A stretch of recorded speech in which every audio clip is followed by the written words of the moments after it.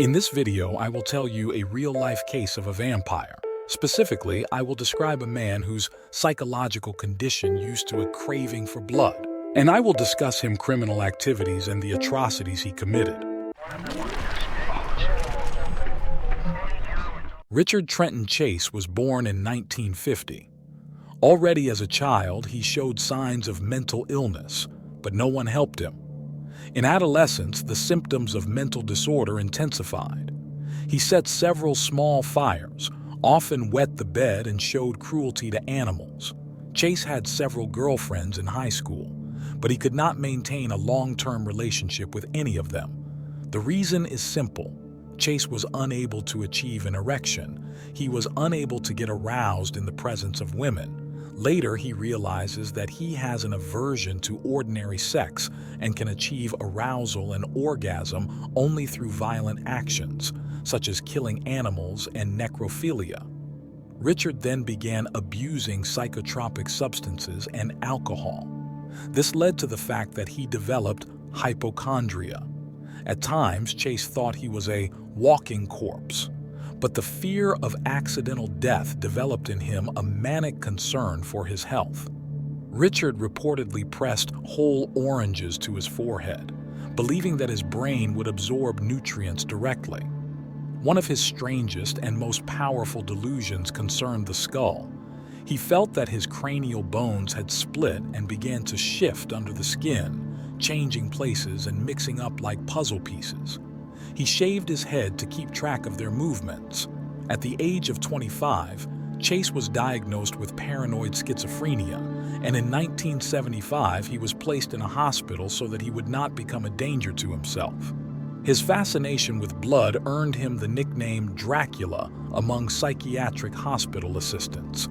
They witnessed how Chase once killed and tried to drink the blood of several birds, trying to prevent the effects of the poison, which, as he imagined, slowly turned his own blood into powder.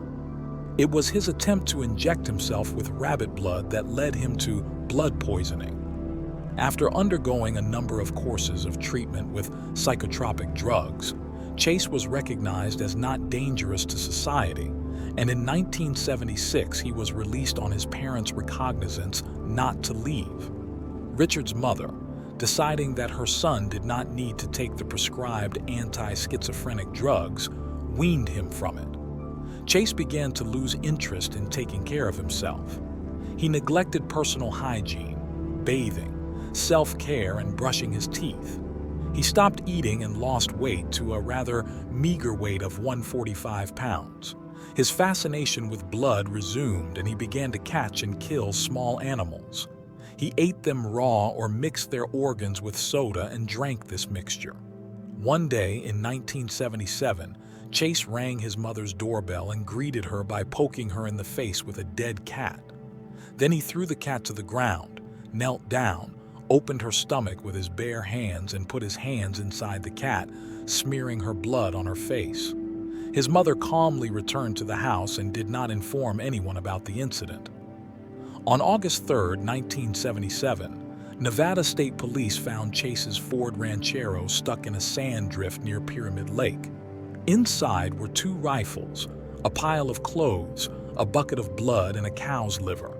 Officers tracked down Chase, who was naked and screaming in the sand, soaked in blood from head to toe.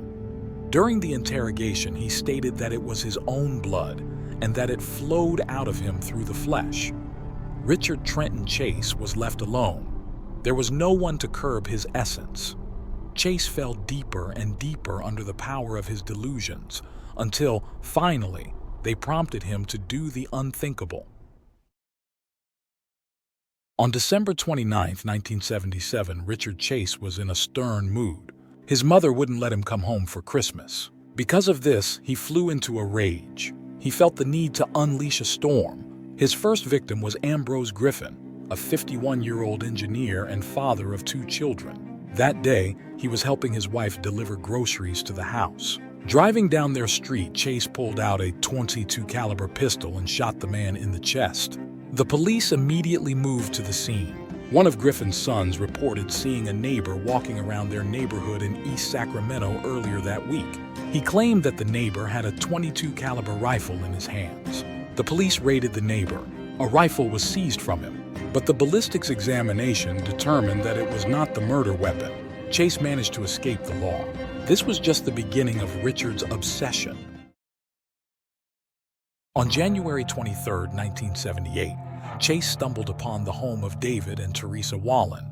David was at work. Teresa was 3 months pregnant. The girl was taking out the trash and therefore left the front door unlocked. Chase entered the pregnant Teresa Wallen's house through the unlocked front door. Richard claimed that the unlocked door was a kind of invitation for him, and the locked doors for Chase were a sign that he was not welcome. From that moment on, all his victims were people who left their door unlocked. So Richard Chase shot Teresa Wallen 3 times with a .22 caliber pistol. One shot landed in the girl's arm. The second and third shots were in the head. Chase cut out her organs and drank her blood. It is reported that he used a yogurt container instead of a cup. Chase then dragged her body into the bedroom. In this bedroom, he committed an outrage on the girl's body. In the process, Richard repeatedly stabbed the girl's body with a butcher knife. Chase finished his atrocities and went out into the yard. He found a pile of dog feces in the yard. He then returned to the house and stuffed these feces into the mouth and throat of the corpse. And on January 25, 1978, Chase bought 2 puppies from a neighbor. He subsequently killed the animals and consumed their blood, leaving their remains on the lawn fronting the neighboring property. On January 27th, Chase committed his last murder, a serial murder. He entered the house of 38-year-old Evelyn Moreau, who was looking after her 22-month-old nephew. Evane's 6-year-old son Jason and Dan Meredith were also in the house. Evelyn was taking a bath, while Dan was in the hallway. Chase entered the house and was shot in the head at point-blank range with Chase's .22 caliber pistol. It was again the same gun used in the Griffin and Wallen murders. Chase then turned over the corpse and stole Dan's wallet and car keys. Jason ran to his mother's bedroom, where Chase shot him twice in the head at point-blank range. Along the way, Chase also shot a 22-month-old baby in the head. Chase then entered the bathroom and fatally shot Evelyn in the head. He dragged her corpse onto the bed, where he simultaneously raped it and drank blood from a series of cuts on the back of her head. Forensic experts reported an excessive amount of sperm in the rectum of the corpse, indicating an unusual number of ejaculations. Outside, a 6-year-old girl with whom Jason Moreau was playing knocked on the door.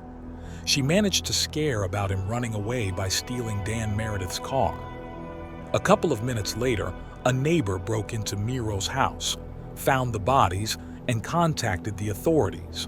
Upon entering the house, the police found that Chase had left perfect handprints and the soles of his shoes in Evelyn's blood.